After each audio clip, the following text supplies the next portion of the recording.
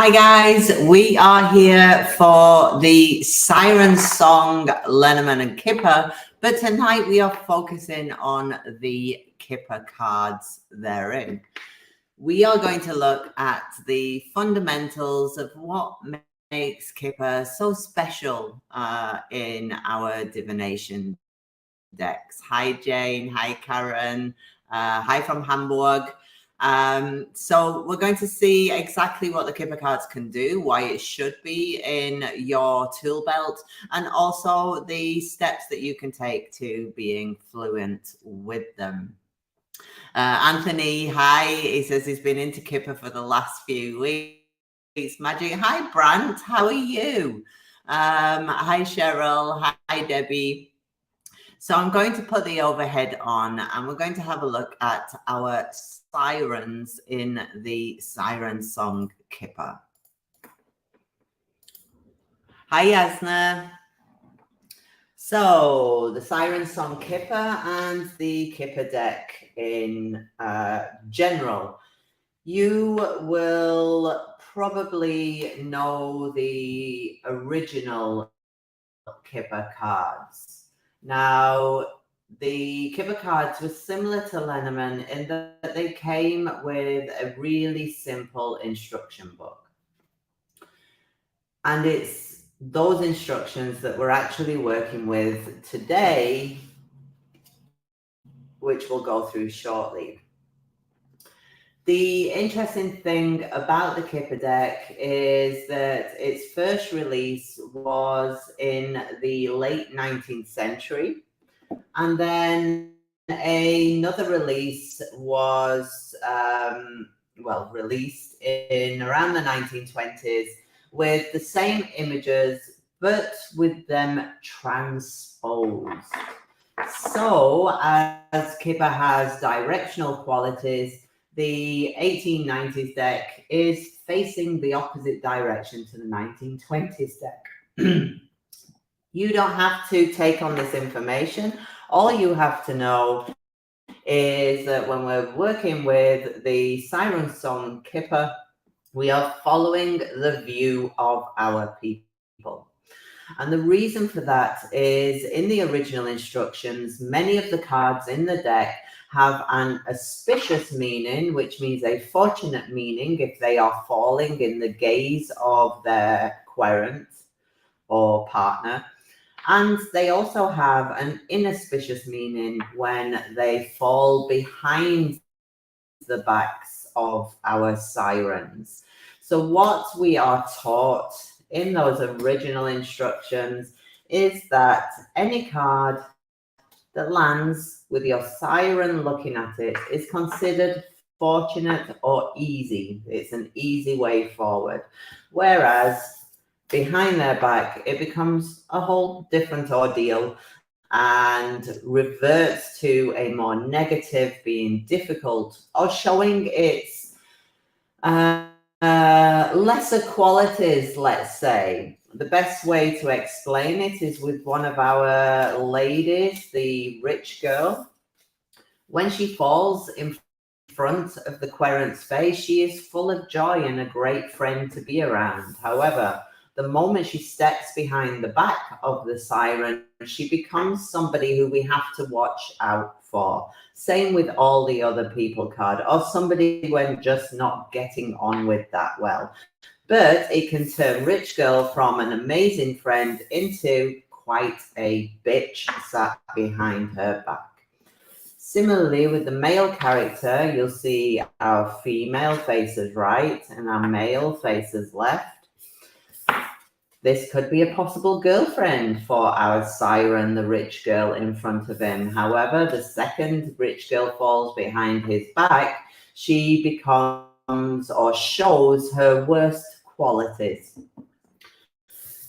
So the main Kipper rules, if you want to call them rules, is what's placed in front of their faces, so in their gaze where they can see, is easy or auspicious, and then their difficult cards or what could possibly go wrong is shown behind their backs. What's nice is when we're doing a relationship spread, obviously, because if our two sirens are looking at one another, then they are in love, they are harmonious, they are working together on the relationship. When they sit back to back, it speaks of discord and things not going exactly to plan between the two of them. It could show that they don't have so much time for one another, or it could show that there's been arguments, etc. And you'll see that in the cards that are behind their backs in those difficult placements. So what we're going to do today is a simple placement spread with our Kipper cards. We are going to do our above, below, in front and behind, and string some sentences along. I will start with Siren 2, the female one, just because she's on the left.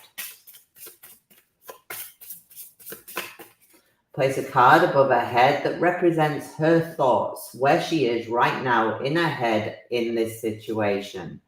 The card beneath her speaks of her feelings, what she is going through, what she is dealing with in her emotions, or just how she is feeling.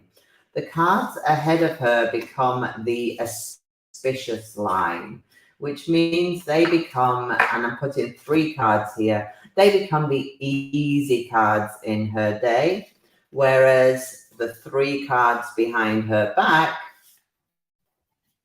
show what she is struggling with during the day. So we use her thoughts and her feelings to actually gauge where our querent is at the time of questioning.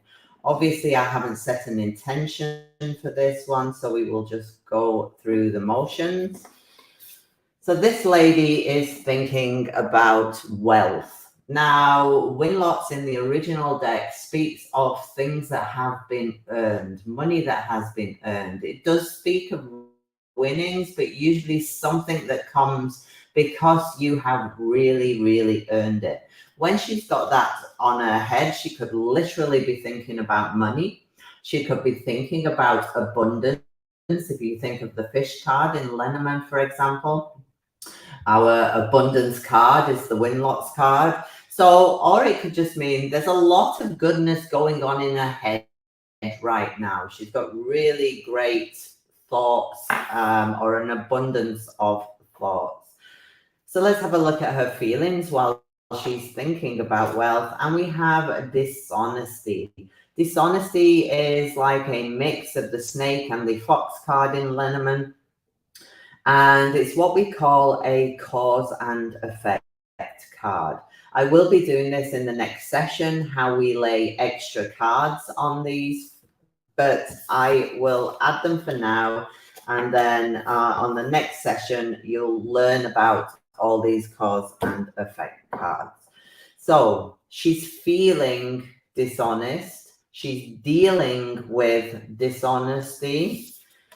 Let's see, what is dishonest? Oh, it could just be a really long day, getting her down because she's got woe there as well. You know, really too much going on in the day, because this actually becomes her problem zone. It's the bum card. You don't need to know that in particular, but it becomes your problem card, and long road is that problem card. I won't add any more directions on because I don't want to confuse everybody. So let's see what she is struggling with in her day.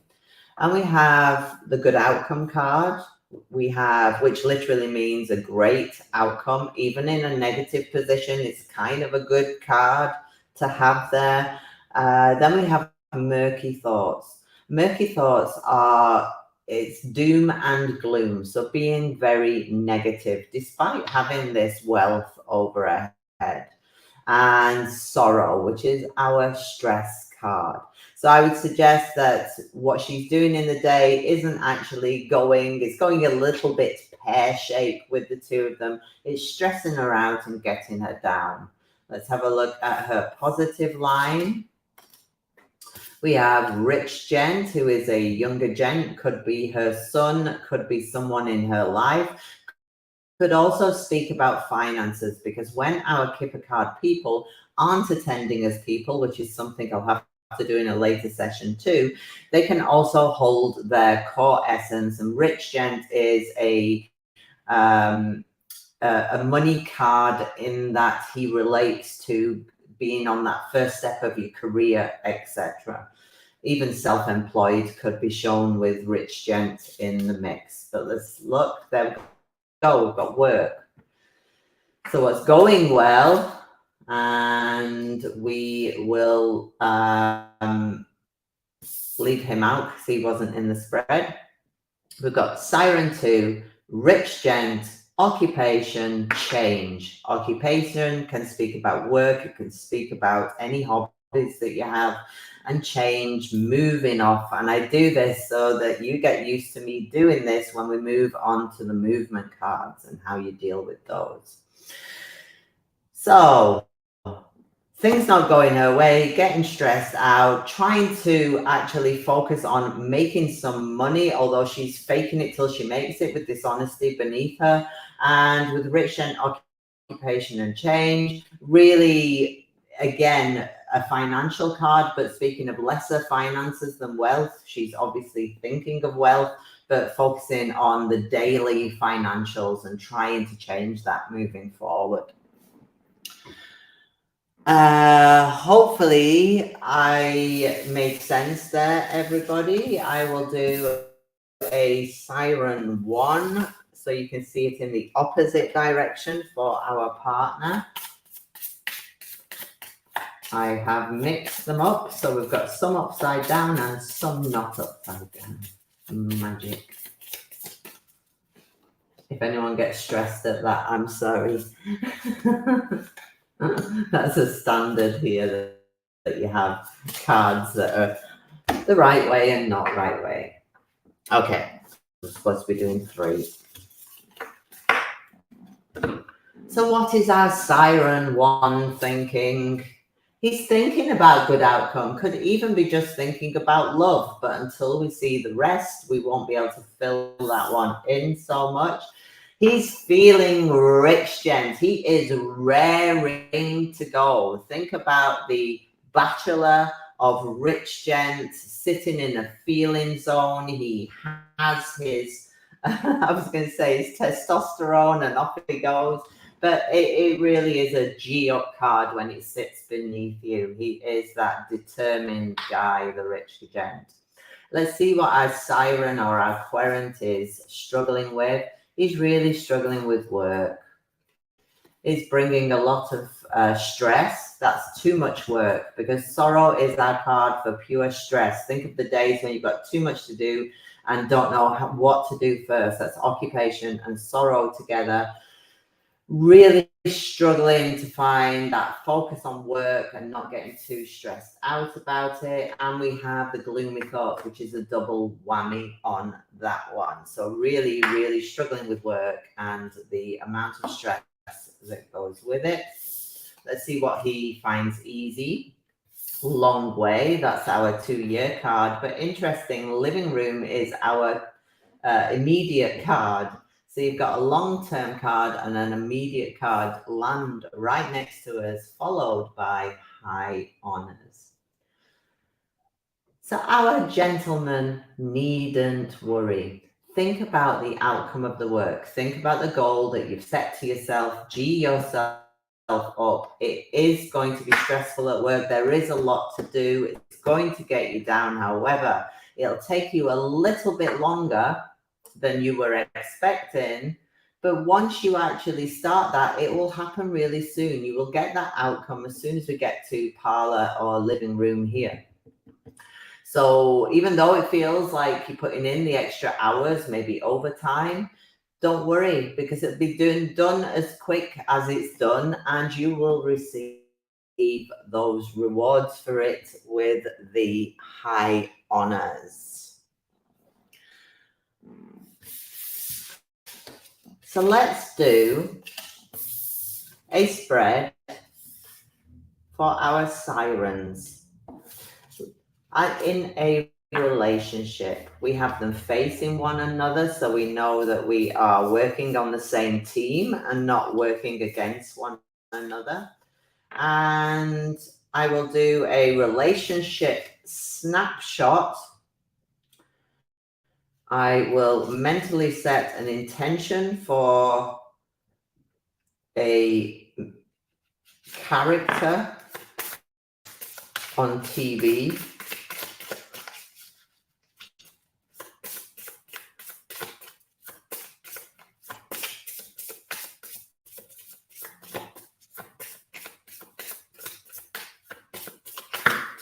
Whoops. I got too far into my intention there in my head. I'm sorry. I got carried away shuffling. So we'll have a thoughts on our lady. We'll have a thoughts on our man, feelings. And then we are going to lay 3 cards between them to see what they are sharing. And we're going to lay 1 card behind them to find out what is wrong in the relationship in their eyes. So the cards above will be their thoughts on one another. What does he think about her? What does she think about him? What does he feel for her? And what does she feel for him? The cards behind the back become the troublesome cards because they always are. And it shows what they struggle with in the relationship personally.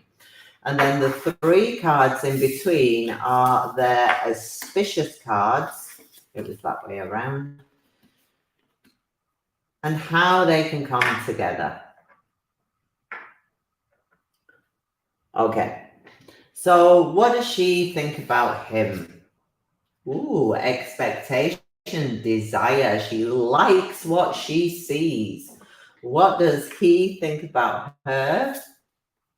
Murky thoughts. May think she's a little bit grumpy from time to time, or he may be unsure of his own thoughts on her that really brings him down. What does she feel about him? Sorrow. She's stressed. Sorrow is a stress card. We can't really call it butterflies in the tummy. You need win-lots, something more positive under it. It is a lot of things happening. So emotions all over the place with her. Where's he at in his feelings? Work. It's all work. So he's processing what he is feeling. I would suggest perhaps a new relationship when you look at these 2, because like I say, he's not yet processed either his thoughts or his feelings to actually know. And she's got the expectation card, which is a desire card, which is a patience card, which is a wait and see card. So I would suggest it's a new relationship. On the problem zone for her, what she doesn't like or struggles with in the relationship, we've got journey, too much movement for her, or it could mean he's got too much experience, because journey is also our experience card. Maybe she doesn't like how experienced he is in with ladies, for example. What he struggles with in the relationship, get together and convene. He really, really struggles with that feeling of connection. He may not, or he may have a few triggers when it comes to really, truly coming together.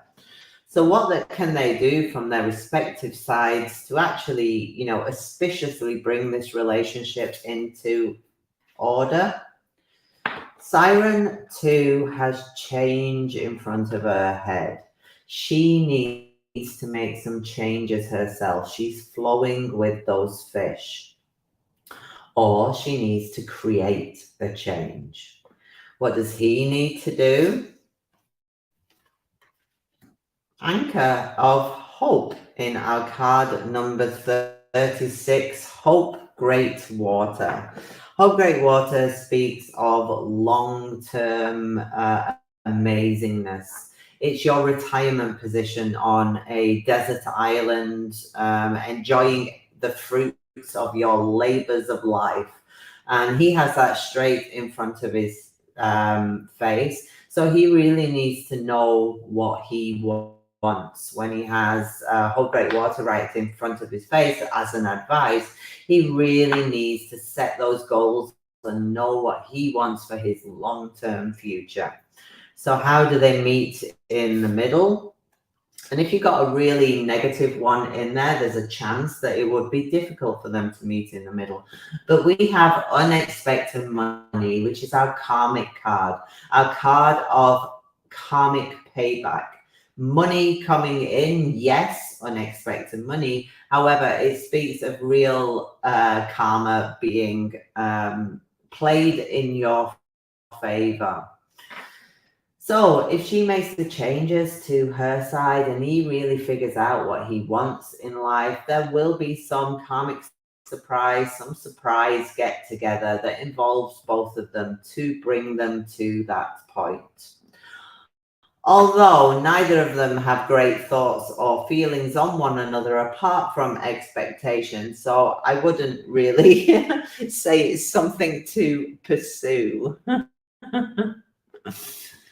My delivery of this deck has been delayed. I'm so sorry.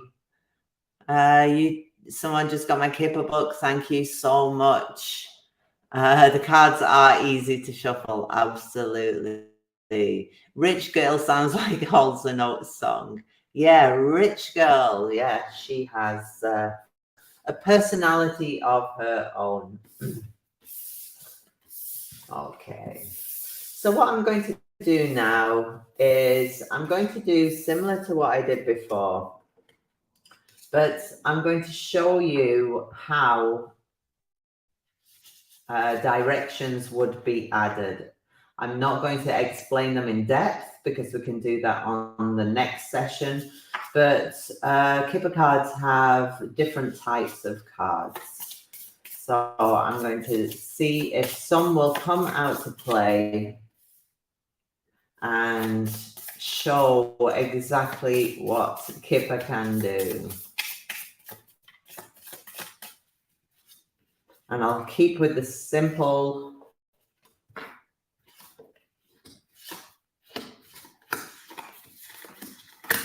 Okay. This lady's thoughts are on endings. Thank you, Kipper gods, for giving me the best all-round directional card in the Kipper deck. I'm moving to make room. The Fatality card is something extra special. The reason it's so special, and I'm seeing if we have a visual in here where I separate it, but I'm not sure that I did. Where's Coffin? It's not going to come up. No, I explained it in that book. Okay. So the Coffin card speaks of, endings card or fatality in Kippers is the art of dying. It's not the card of transformation, it's the card of dying. However, Kipper is so special that it allows you to know what is ending, why it's ending, what the effect that is on the querent's life, how it transforms the querent's life, and also what will the querent suffer the most with because of this ending. Isn't that amazing? So whenever you've got a fatality, you never have to wonder what is that ending. And I'll lay them out neatly so we can see. What is ending is this card here, because the card that is at the foot of the coffin diagonally is considered the ending. This ends, it's pointing down to it. The card to the left speaks of the reason this is ending. Why would this end? The card afterwards speaks of the effect that that ending will have on the querent's life. The card above it speaks of, whoops, can't get it straight. What is suffering the most? So what in the querent's life will suffer the most because of this ending? And what lays beneath fatality is what is transforming. And on this occasion, we have our Siren is actually transforming in that position. So her thoughts are fatality, which also obviously can be things like mediumship. It could also be if you are somebody who practices Ho'oponopono, for example, where you stop your thoughts. The endings or fatality can refer to things like that. We will open up all these extra cards, but let's have a look at her feelings. Deep thoughts. So she's feeling, this is our romance card. His thoughts or deep thoughts is the romance card in the Kipper deck. So she is feeling romantic feelings, or she's feeling very deeply, let's say. We'll look at her auspicious because it's very affected. And what has the ending is good outcome. Let's have a look at the card afterwards. We've got great fortune. Wow, I wish I'd set this intention for me. Good lady in front too. So our Siren has straight in front of her face, she has good outcome in love, which speaks of love. It also speaks of anything that makes you happy in that end outcome. And then we have great fortune, and great fortune number 26 is the trump card in the deck. Wherever it falls is positive. Wherever it falls, it shines its positivity on the cards around. So not only is it in a positive aspect, not only do we have that good outcome in front of it, but then great fortune is that celebration time with our good lady at the end. So another person within the Siren's life. Let's have a look at difficulties, and I'm going to go to this afterwards so we can go over each placement. So behind her back, we've got house, we've got expectation, and we've got brief illness. So our Siren is struggling with her house and home. She's probably wanting something more with expectation there, and hasn't been feeling well recently with brief illness. Now, the great thing about Kipper Cards is brief illness is a connector card, so it tells us to add another card, because our spread isn't finished until we've added all our movements on. And again, I don't expect you to know this or be able to do this after this one session. We will do more going forward. Our deep thoughts here is a cause and effect card. So we want to know what is the cause of those thoughts or those feelings and what the outcome is of those feelings. And the Kipper card here at the end next to brief illness that I've added pulls in, because it's a connector card. We'll do these next week too, or when I get the next session up. Pulls that one into that brief illness. So let's see what's going on here, shall we? We've got change. We're going to get more movement cards here. A gift, which is another one. Work at the top. We need another one up here and another one to the right, because my cards are telling me what is needed. It's not intuition. The movements and the specific cards in Kipper tell you when to add, which I love. So on top of gift, we have marriage, which demands another because it's a connector card, and we have rich girl. And then our brief illness has prison. So I haven't turned those over. And we have another there. And we have another there. Okay. This one, done. That is my finished spread. And remember how we started with one card above, one card beneath, 3 cards either side. This is what's special about the Kipper deck. If you just had what we call stop cards, so you didn't have to add any more, that would be a typical day. A typical day where things go, you wake up, you go to work, you do your usual thing, there's no delays, there's no issues, it's nothing majorly awesome. It just happens. Then the more cards that you add on, the more convoluted the day is, the bigger a day it becomes. The more negative it can become if you've got more behind the back. The more positive it can become if you have more cards ahead of her. The more in the thoughts process. If it's all above weighing down, that speaks of a very mental day where you are processing in your head what is going on. And if you had many cards below, then it speaks of an emotional day and all the things that come with that. So that is the uniqueness. You get that extra added interpretation of how difficult a day is, how easy a day is, how close to normal is a day, how extraordinary is a day, how convoluted is, a day in that. Okay, so let's have a look at Our Lady. We can see that, I take it, this is my starting position, the Siren. I have a positives, I have a negatives, I have a thought, and I have her feeling. Change comes in from child, and it's in a negative, causing that fatality. So there's a small change. It's not a positive change because it's sat in a negative area.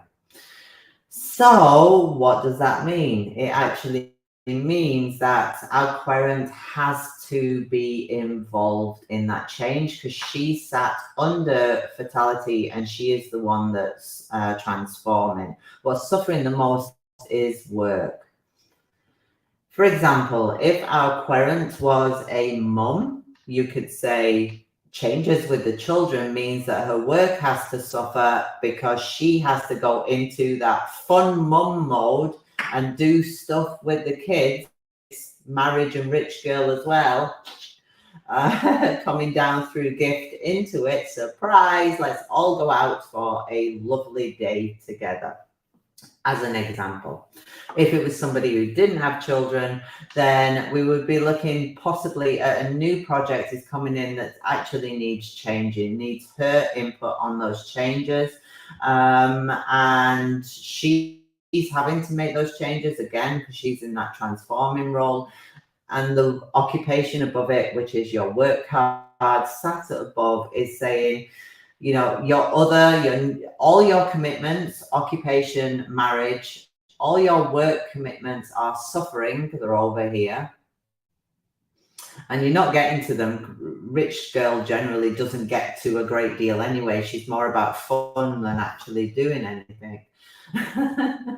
So, you know, it takes the shine off a bit because obviously she's thinking about the work that she's not done.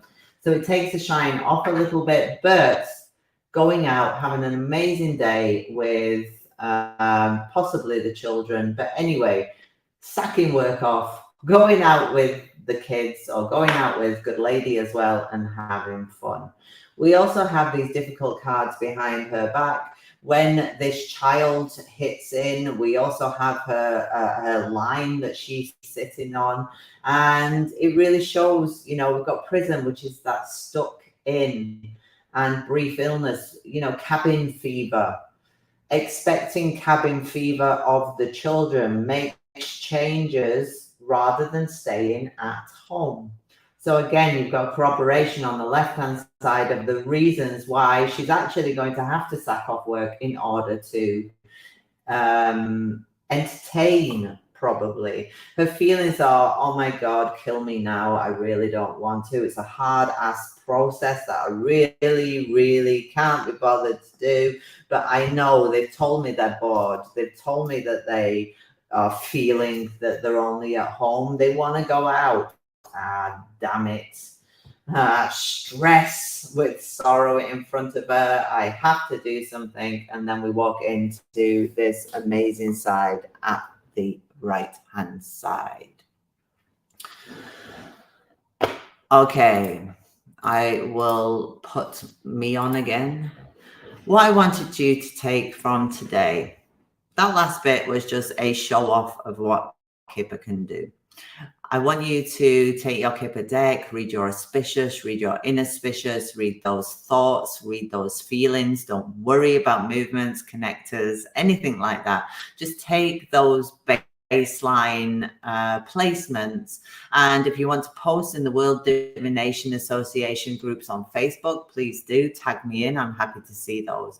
And then on the next session, some of this showing off that I've done of the Kipper uniqueness here we'll go through in the next session, whether that be connector cards or cause and effect or movement, etc. Yes, it's about schoolwork suffering because I just want to read cards all the time. I hear you. If I could sit and read cards all the time rather than doing stuff that I should do. I do a lot of it though. I do a lot of reading cards. Anyway, please join me. We also have a group, World Kipper Association on Facebook. Join me in there. Pull your spreads, tag me in, and I will comment. Have a lovely rest of day, and I'll see you on the next one.